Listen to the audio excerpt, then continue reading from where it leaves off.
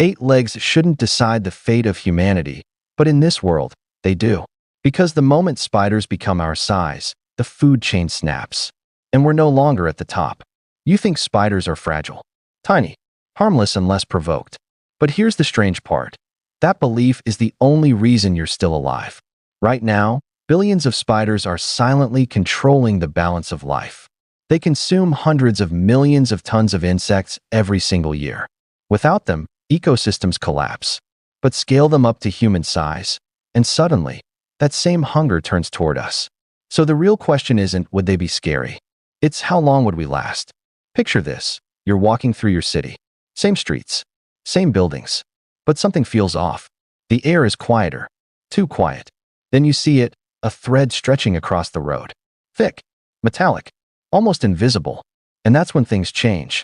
Because spider silk isn't just strong. It's 5 times stronger than steel. Stronger than Kevlar. At human scale, a single web could stop a moving car. Or trap a running human mid-step. But that's not even the craziest part. Those webs aren't fully sticky. Some strands trap you. Others guide the spider. Meaning the moment you touch it, it already knows exactly where you are. So what happens when something faster than you, stronger than steel, and designed to hunt, feels you struggle?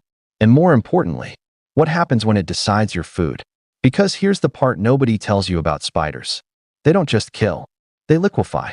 And this is where it gets weird. Spiders don't chew their prey.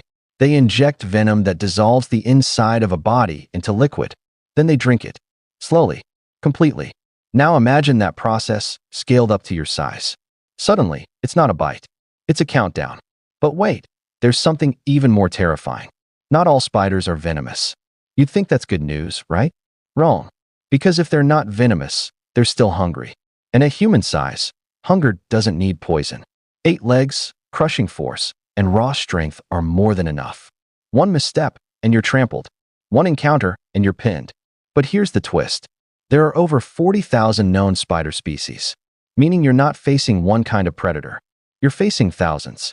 Fast hunters, ambush predators, jumpers, web architects. Some that stalk, some that wait, some that never miss. And then there's the quiet one.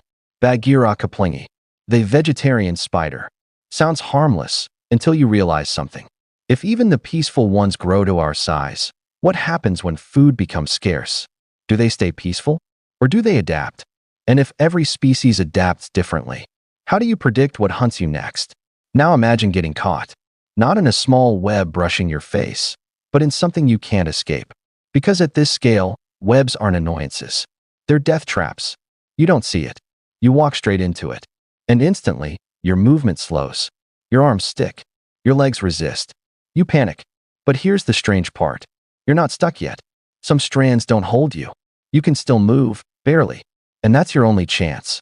Because the moment you struggle, the web starts talking. Vibrations ripple outward like a signal. Precise. Instant. Alive. And somewhere nearby, something feels it. 8 legs shift.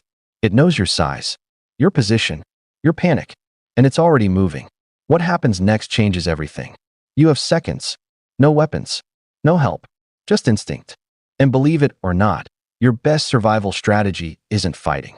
It's escaping your own skin. Moths do it. Butterflies too. They shed scales to break free from webs. So you do the same. Clothes off. Fast. No hesitation. Because fabric sticks. Skin slips.